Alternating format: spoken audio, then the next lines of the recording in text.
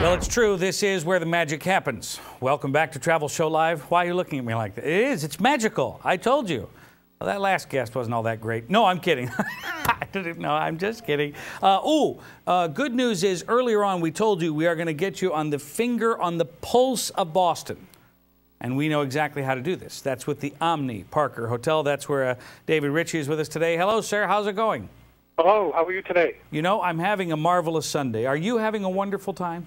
It can't get any better than this. It's been a gorgeous weekend. The weather's just been beautiful. Yeah. Well, this is one of my favorite times in the Northeast. Wouldn't you say? I mean, you go down anywhere from, well, pretty much Washington all the way up to New Hampshire. It's the best time, wouldn't you say?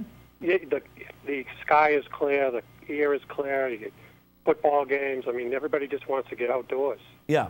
It's that crisp air that gets me the most. That's right. That's what I love. I go out there with shorts on. I don't care. Everybody's got the energy to get outside. That's exactly right. All right, now we need to talk a little bit about the experience here at the Omni, because the Omni has a very unique signature. How do you describe it to someone else?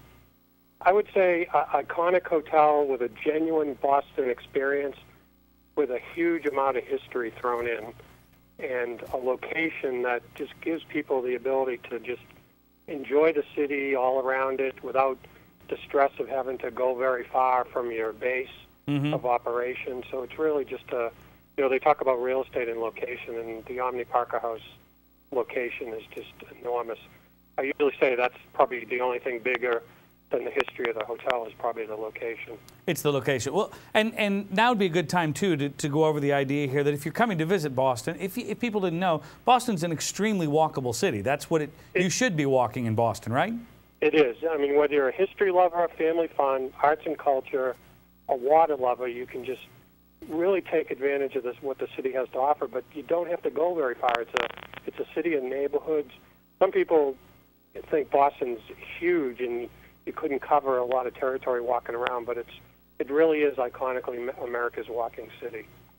Yeah, when we were up there and we shot video, we shot a transportation video because I wanted to draw the conclusion that, look, you need to be on foot, and if you're not on foot, you know, you get your Charlie card, you take the T, and you'll be fine. Yep, it's really a green city. I mean, you can use the train, it's very comfortable, and you can walk around. All the activities are green. Whether you do the sailing, the museum, I mean, everything about it is very fun. Well, and some would say, too, and I'm only tossing this out here for consideration, but some would say, look, I'm not going to go to Boston in December. It's too cold. And the reality is, though, you know, you buy a coat. Big deal. It's not, exactly. It's not a big... People do canopy tours and the zip lines in the mountains in the winter. Yeah. You're dressed appropriately, right? That's exactly right. Wear a sweater. Isn't that what Jimmy Carter said? Put on a sweater. Yeah, I think that's what he said. Yeah. All right, let's talk about the property itself, because one of the things I love about going into your property, and there are other properties around the country that are like this, that you walk in and you definitely get the idea that this place has been around for quite some time, and the people who are running the building are really interested in preserving that history. Absolutely. We have bellmen and staff that have worked there for many years.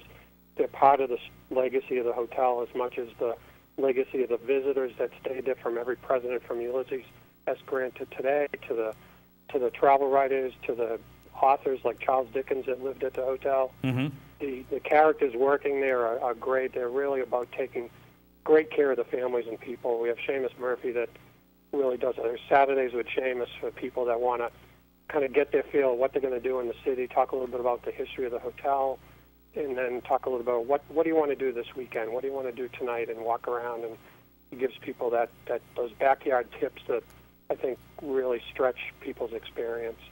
Yeah, and that being said, are there any favorite floors you have that you can tell us about, or do you want to not tell us?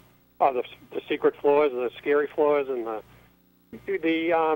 the things that are going around the hotel. We just came out of Halloween, so there's always the stories of Harvey Parker, the founder of the hotel, because the hotel was the first luxury hotel built in America, and it is the longest continuously operated hotel. But he's a consummate host that's still taking care of all his guests, and people say they still have sightings of him, but they still see him around picking up, wrappers off the floor and various things. Yeah, making sure everybody's being well cared for. Hey, and I know it's all relative, but realistically speaking, how expensive is the Omni Parker House? It's amazingly very reasonable. We have packages starting at $179 and up, depending on the season. We a lot of value to Omni, as you know, trying to provide genuine experiences in the city. When we have a great kids program where the kids receive an Omni backpack when they check in, cookies and milk and delivered to their room in the evening. A lot of great value adds that we have in the hotel. So, although we are upper upscale luxury type properties, you won't find it, breaking your pocketbook. Very reasonable. Okay, good, off the charts. We appreciate that. And I know we're supposed to talk about Boston today because it's one of my favorite places, and I do love this property. But can you give us a little peek at some of the other properties that Omni's a hold of right now? How many properties does Omni have? We have 45 properties across the country in most of the major cities. Right. And our newest addition to our family is the Omni Mount Washington Resort at Bretton, which has spectacular views of the White Mountains Presidential Range, looking out at Mount Washington. Every activity you could imagine, a beautiful new spa. The golf course is a Donald Ross golf course.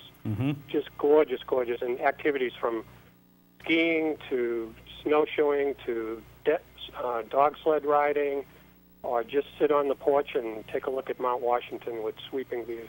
It's just an iconic New England experience. Oh, that'd be great. And those are the types of vacations, to me, I like to get, I'm sure you do, I get up early, I have work to do, I like to be active, but those are the types of vacations where I do not feel guilty about sleeping in, and once I do get up, it might take an hour for me to get out of the room.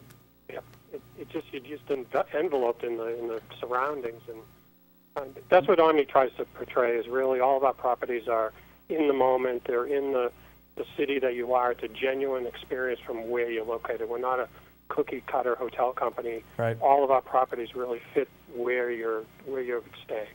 David, thank you for doing this today, and a happy early Thanksgiving to you, my friend. You too. Enjoy. All right, very good. He's going to be our new best friend. I like him. You know what? I'm serious, because you can just tell when you talk to the guy who he knows his product well. I mean, you can tell he knows it backwards and forwards, and you can tell he's passionate about it. Which to me, that's a place I would like to stay, because even though you might think that that's totally nuts, they say, well, you can't tell that in the property when you go and visit. You can. You could tell a difference. So he's going to be we're going to put him on our best friends list. Oh, we could be a friend on Facebook. I wonder if he's on Facebook. Well, we'll have to find out. You can't have a best friend on a Facebook. They're just friends. You don't have any friends. That's very true. All right, we will continue here on we got to pick up the muffins. Hold on. We'll continue here on Travel Show Live. Stay with us.